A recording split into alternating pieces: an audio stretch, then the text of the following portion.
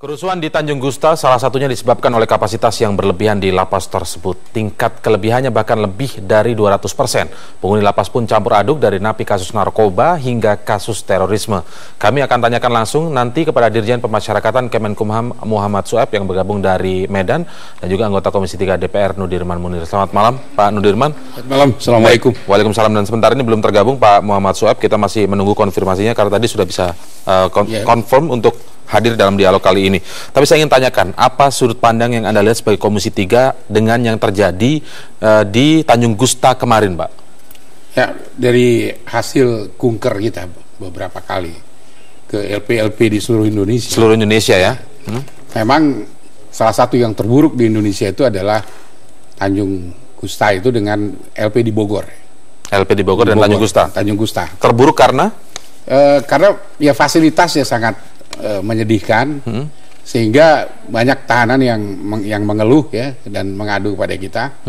Memang waktu di depan petugas mereka nggak berani ngomong, tapi di belakang petugas saya agak lari sedikit, saya ajak bicara.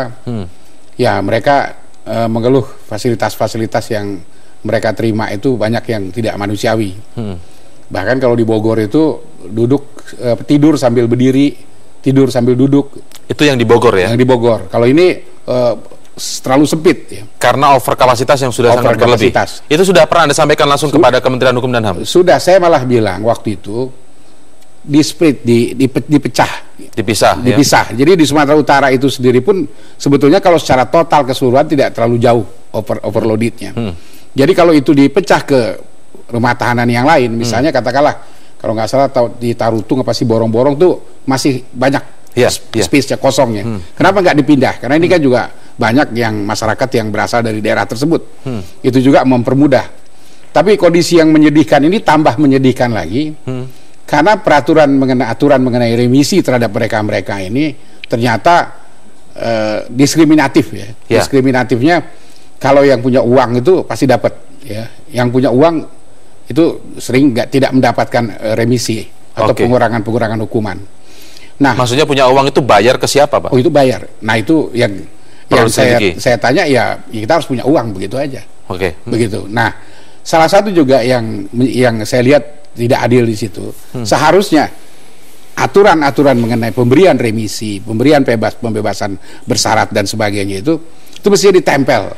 Hak napi pun harus diketahui. Harus diketahui. Transparan. Betul. Hak terpidana tadi, hak napi tadi harus diketahui. Nah, ini mereka banyak juga yang nggak tahu bahwa mereka punya hak untuk mendapat remisi. Kita akan bahas satu-satu, Pak, terkait overkapasitas terlebih dahulu, dan itu sudah pernah Anda sampaikan hasil kunjungan kerja Komisi 3 kepada Kementerian Hukum dan kita alokasikan dana 1 triliun. Tahun berapa itu? 2011. 2011 1 triliun. 1 triliun untuk perbaikan seluruh Indonesia, betul. Baik, saya akan klarifikasi kepada Dirjen Pemasyarakatan Kemenkumham Pak Muhammad Sueb. Pak Sueb sudah bergabung, selamat malam. Iya. Sudah, selamat malam semuanya. Selamat malam Pak Indra, Pak Nudirman, Pak Anton Medan. Baik, Pak, kami ingin bertanya tadi setelah melihat penjelasan dari Pak Nudirman tadi, sebenarnya memang salah satu lapas yang kondisinya paling buruk adalah Tanjung Gusta dan juga ada lapas di Bogor. Tetapi ketika kita mendengar penjelasan Denny Indrayana tadi, Wakil Menteri Hukum dan HAM, tentang masalah yang dipicu ini karena adanya listrik mati, kalau sudah diketahui memang bahwa lapas Tanjung Gusta ini adalah salah satu yang terburuk di Indonesia, kenapa masih ada masalah-masalah teknis yang berpotensi sekali untuk memicu terjadinya kerusuhan seperti yang terjadi kemarin, Pak? Ya, memang kondisinya sedemikian rupa, sarana prasarana dan juga dana memang sangat-sangat terbatas. Di satu sisi isinya memang luar biasa banyak.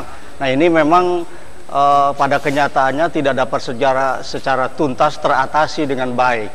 Sehingga ya kejadiannya menumpuk begini. Saya sendiri jadi dirjen kan baru 5 bulan. Jadi ini memang peristiwa ini yang pertama bagi saya. Dan apabila ini memang sudah sejak lama terjadi, jadi memang sarana prasarana kita, dana kita, kemudian juga SDM kita memang sangat-sangat kurang. Dana terbatas kalau disebutkan oleh Pak Nudirman di sini sudah dialokasikan 1 triliun, Pak, untuk seluruh lapas di Indonesia. Pembagiannya seperti apa kemudian? 2000 ya. 2011 itu setahu saya waktu itu belum jadi dirjen, itu tidak 1 triliun akhirnya yang cair, hanya sekitar 700 M. Itu dibagi ke seluruh Indonesia, yang saya tidak tahu bagaimana sehingga itu tidak dibangun untuk beberapa lapas saja, tetapi sangat banyak disebarkan ke seluruh Indonesia, sehingga ada lapas rutan yang dibangun misalnya hanya fondasinya saja, hanya temboknya saja, sehingga ini tidak secara signifikan, secara langsung mengatasi overkapasitas. Apa upaya terlalu disebar untuk uang ini? Sisa dari 1 triliun tadi itu, Pak, kalau emang hanya dicairkan 700 miliar. Ya, jadi kami dari Direktorat Jenderal Teknis Pemasyarakatan ini kan memang lebih banyak secara teknis, pembinaan teknis. Sedangkan masalah keuangan, masalah pengadaan itu kan di Sekretariat Jenderal. Nah, ini kita sudah menyampaikan berkali-kali bahwa paling tidak pada masa saya ini supaya dirubah perencanaan ke depan. Kalau ada dana itu supaya jangan disebarkan terlalu banyak sehingga tidak jadi kemana-mana itu. Kalau dana disebar banyak kemana-mana, misalnya hanya dikonsentrasikan di beberapa lapas sehingga bisa sampai selesai. Tapi ini kenyataannya memang ini tidak. Tapi ketika Anda menjabat pertama kali 5 bulan yang lalu, tentu Anda memiliki prioritas-prioritas yang juga sudah harus segera dilakukan, Pak. 5 bulan juga bukan waktu yang sebentar begitu, juga sudah ada waktu yang cukup lama di situ, rentang waktu yang cukup lama. Misalnya kalau kemudian prioritas di sini ada Tanjung Gusta, ada Bogor, mungkin Anda juga banyak menerima laporan dari Komisi 3 yang banyak sudah melakukan kunjungan ke berbagai lapas begitu. Kan artinya sudah ada bagaimana lapas-lapas mana yang perlu mendapatkan prioritas, mana yang sangat over kapasitas, yang berpotensi terjadi hal-hal seperti ini. Iya, itu tentunya kami sudah sering kita sampaikan kepada pimpinan. Tetapi kan tidak serta-merta dana itu langsung bisa turun, Pak. Itu ada sistem DIPA, sistem anggaran, dan harus persetujuan dengan Kementerian Keuangan, Bappenas, bahkan Badan Anggaran DPR dan sebagainya. Jadi memang ini selalu kita itu memang dipertanyakan kenapa tidak segera. Memang sistem anggaran kita demikian. Sedangkan anggaran itu tidak di bawah kendali Direktorat Jenderal Pemasyarakatan. Pak Nudirman sempat mengusulkan sistem split tadi, apa sudah disampaikan, Pak, ke? Sudah. Jadi memang beliau ini baru ya. Iya. Tapi waktu beliau menjadi ada tongkat keberlanjutan. Betul. Kan, waktu beliau menjadi dirjen pun sudah saya pernah sampaikan, terutama soal kamera CCTV.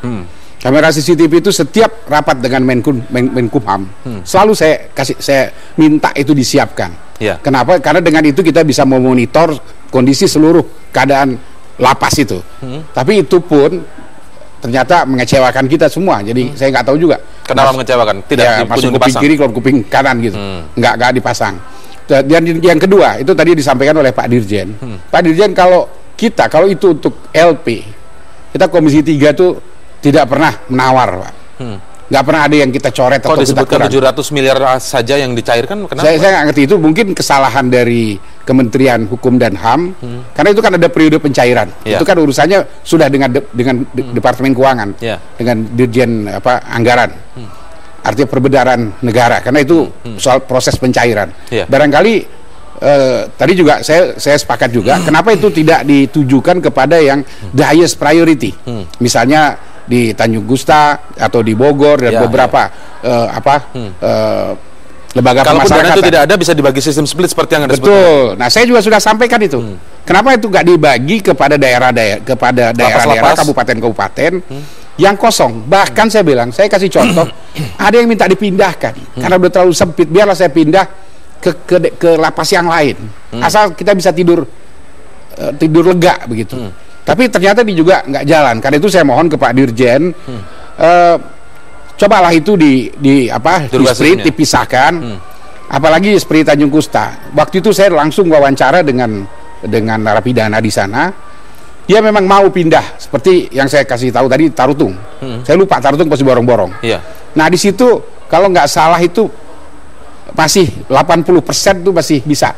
Jadi baru 20% terisi. Tidak demikian? Nah, kenapa nggak dipindahkan ke sana?